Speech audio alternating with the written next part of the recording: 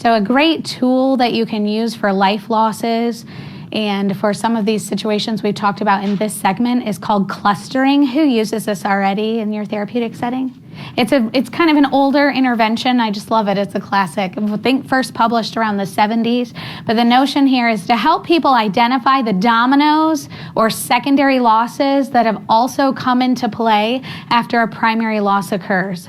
And so how this looks, I've drawn an example out for you. This one's really straightforward. So in this case, my client's coming to me because June died. June's her grandmother, but was her primary caregiver. Okay, so because of that, her dad quit his job. So the family started having money problems. He had to get a new job where he met someone and started a romantic relationship, and my client was really resentful. Also, because they had these money problems as it happened after the death, she had to start working. Didn't like that one bit. Met some new friends, but they weren't healthy friends, and she ended up getting a DUI. So things got pretty complicated. Because of those money problems, they also had to move, so she lost friends that she had, lost her sense of community. So why do we do this? It's my belief that people come to us in counseling and they say things like this. Well, this happened, and then this happened, this happened. Oh, my life is a mess. Now, I might respond back to them, have you ever thought that you might be grieving? They're going to look at me like, huh? You know, I've never thought about it like that before. See, we don't label these events as losses. We just don't talk this way in our society. I believe that grief is massively underdiagnosed. You've got that kiddo in school that's acting up in the corner, getting kicked out in detention.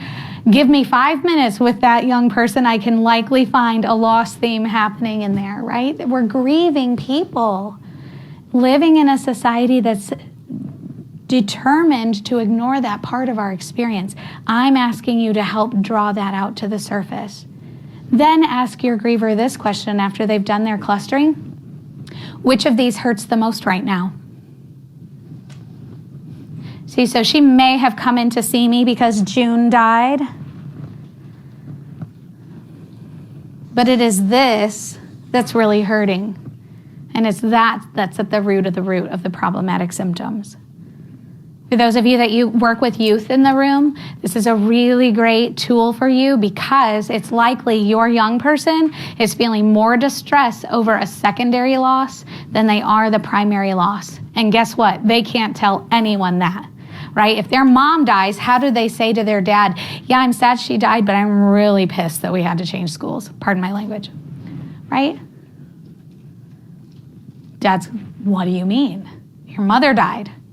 Right, but you know, developmentally, they're operating in a peer-oriented land in their minds. So it gets complicated. We need to give them the opportunity to be able to explore that and bring it to the surface.